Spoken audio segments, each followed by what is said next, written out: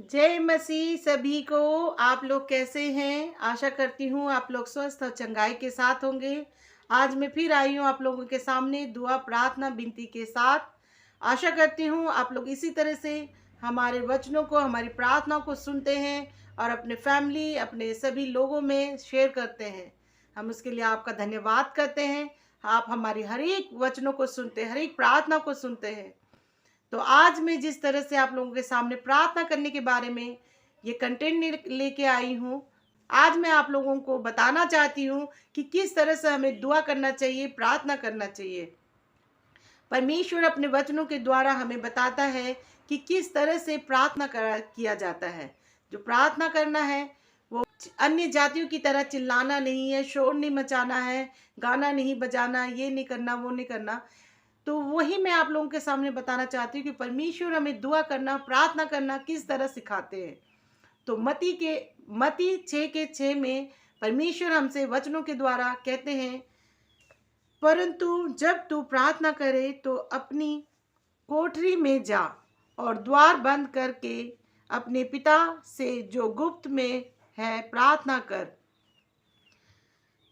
तब तेरा पिता जो गुप्त में देखता है तुझे प्रतिफल देगा। तो आपने देखा कि हमारा परमेश्वर, हमारा यीशु हमें गुप्त में देखता है। वो हमारा प्रतिफल देने के लिए तैयार है।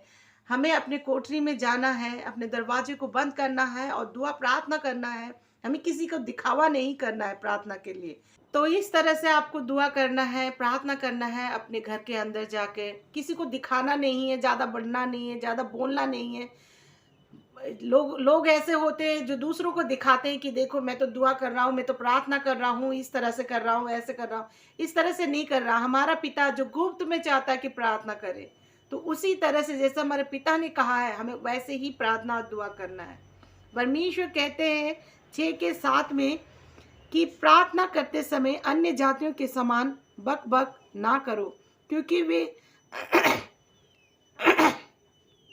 वे समझते हैं कि उनके बहुत बोलने से उनकी सुनी जाएगी। इसीलिए तुम उनके समान ना बनो, क्योंकि तुम्हारा पिता तुम्हारे मांगने से पहले ही जानता है कि तुम्हें क्या चाहिए।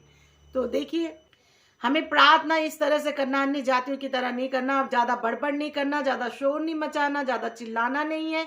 हमें दुआ प्रार्थना शांति से करना, ताकि हमारा हृदय की जो प्रार्थना है, मन की जो प्रार्थना है, वो परमेश्वर सुने।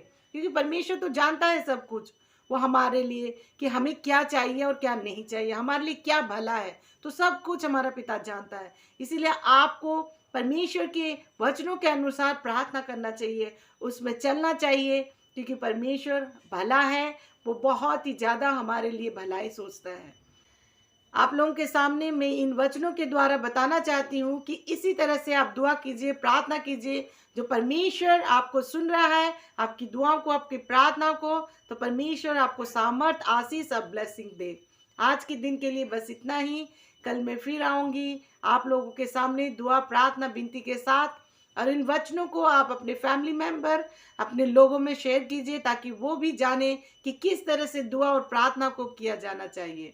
तो मैं यही आशा करती हूँ कि आप लोग इसी तरह से हमारी दुआओं को, हमारी प्रार्थनाओं को, हमारे वचन को सुने और अपने जीवन को बचाए, कि परमेश्वर आपके साथ रहे और आपको आशीष और ब्लेसिंग से भरपूर करके रखे। आज के दिन के लिए बस इतना ही। तब तक के सभी भाई बहनों को जय मसीह।